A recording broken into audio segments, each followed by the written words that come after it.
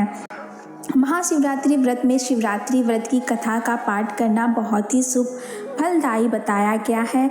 शिव पुराण में बताया गया है कि जाने अनजाने में भी जो मनुष्य और जीव महाशिवरात्रि का व्रत कर लेते हैं वह शिव कृपा का भागी बन जाता है और उससे यमराज के दूत भी दूर रहते हैं। इसलिए महाशिवरात्रि व्रत में शिव भक्तों को महाशिवरात्रि की इस कथा का पाठ जरूर करना चाहिए। तो चलिए कथा आरंभ करते हैं।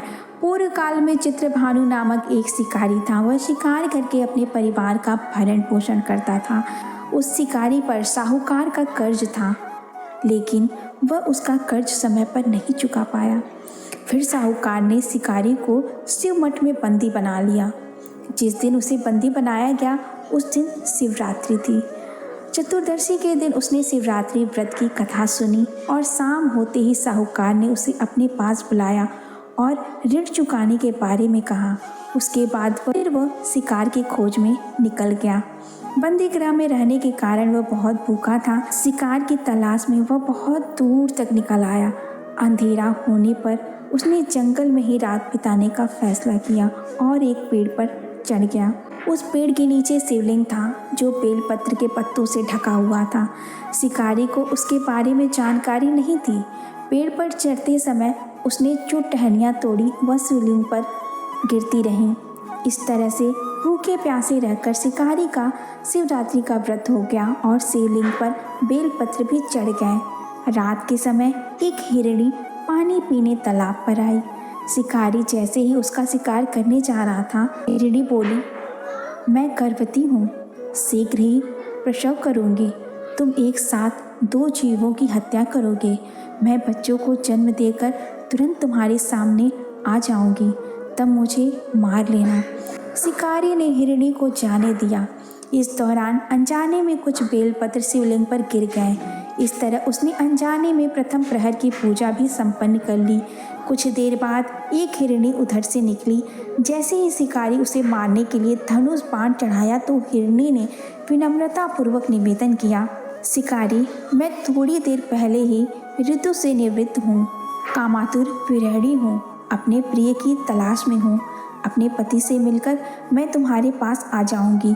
शिकारी ने उसे भी जाने दिया। रात का आखिरी पहर बीत रहा था, तब भी कुछ बेलपत्र शिवलिंग पर जा गिरे। ऐसे में शिकारी ने अनजाने में ही अंतिम पर की पूजा भी कर ली।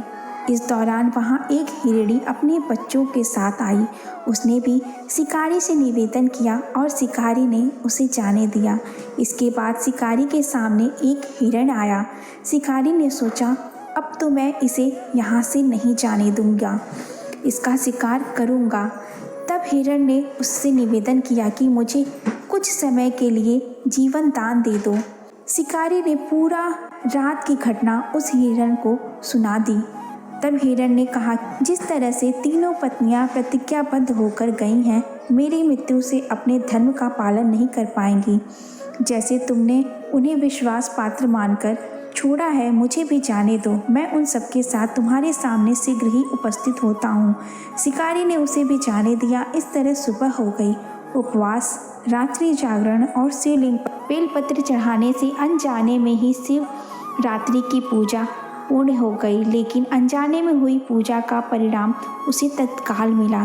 थोड़ी देर बाद हिरण और उसका परिवार शिकारी के सामने आ गया। उन सभी को देखकर शिकारी को बहुत ग्लानि हुई और उसने पूरे परिवार को जीवन दान दे दिया।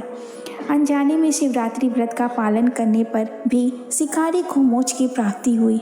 जब मृत्यु काल में यमदूत जीव को ले जाने आए तो शिवगणों ने उन्हें वापस भेज दिया और उसे शिवलोक ले गए। शिव जी की कृपा से चित्रभानु अपने पिछले जन्म को याद रख पाए, शिवरात्रि के महत्व को जानकर उसका अगले जन्म में भी पालन कर पाए। तो ये थी महाशिवरात्रि की कथा। आपने देखा, अनजाने में की गई पूजा को भी भगवान भोलेनाथ ने स्वीकार किया और उसे शिवलोक में जगह दी। अगर आप सच्ची भक्ति, सच्ची श्रद्धा और पूर्ण निष्ठा से अगर आप इस व्रत का पालन करते हैं, इस दिन पूजा पाठ करते हैं तो आपकी मनोकामनाएं अवश्य भोलेनाथ इस दिन पूर्ण करेंगे। आपकी सारी मनोकामनाएं पूर्ण होंगी। और जो इस वीडियो के माध्यम से इस कथा का श्रवण कर रहा है, मैं आशा करती हूँ और भगवान से प्रार्थना करती हूँ कि भगवान इस साल आपकी सारी मनोकामनाएं पूर्ण करें, आपकी सारी इच्छाएं पूर्ण हों। अगर आपको हमारी ये वीडियोस पसंद आती हैं तो हमारे इस चैनल को लाइक और सब्सक्राइब ज़रूर कर दीजिएगा। और हाँ, बेल आइकन को ज़रूर प्रेस कर लीजिएगा ताकि आपको हमारे वीडियोस के नोटिफिकेशन मिलते रहें। तब तक के लिए आप अपना ध्यान रखिएगा और हर हर महादेव।